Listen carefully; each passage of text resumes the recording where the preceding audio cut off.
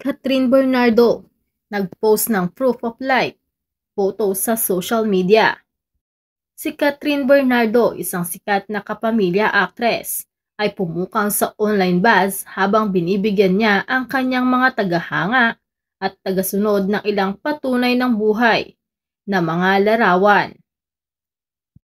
Noong Sabado, March 16, pumunta si Catherine sa kanyang Instagram page para bigyan ng lahat ng patunay na nabubuhay siya habang nagsusumikap.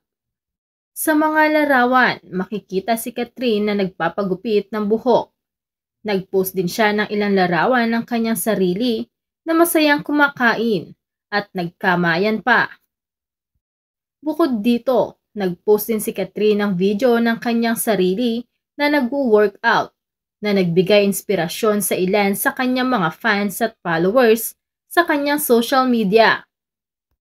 Sa kanyang now viral online post, saglit na humingi ng paumanhin si Catherine sa kanyang mga fans at followers dahil sa missing in action nitong mga nakaraang araw.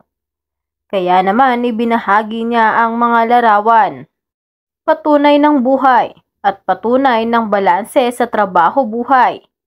Paumanhin, bulalas ng kapamilya actress. Samantala, spotted naman sa Boracay si DJ kasama ang ilang kaibigan noong Sabado.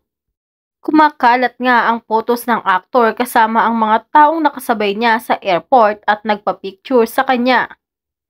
Marami-rami ring fans ang sinuwerteng nakapagpa-picture with DJ sa Bora. Puring-puri nila ang panganay na anak ni Carla Estrada. Very accommodating daw ito at mabait sa mga fan na gustong magpa-selfie sa kanya. Trending nga sa Twitter ang mga pinuntahang lugar ng dating boyfriend ni Catherine Bernardo. Inilista ng fans ang places na binisita ng aktor para magbakasyon at business trip after nilang mag-break ni Catherine.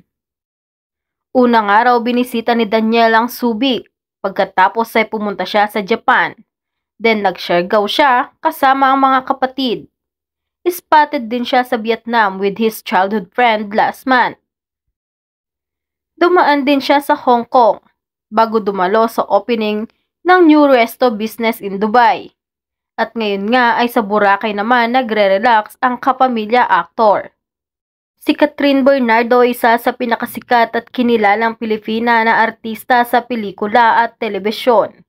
Siya ay tinuturing na isa sa pinakamatagumpay na celebrity dahil sa kanya mga blockbuster na pelikula.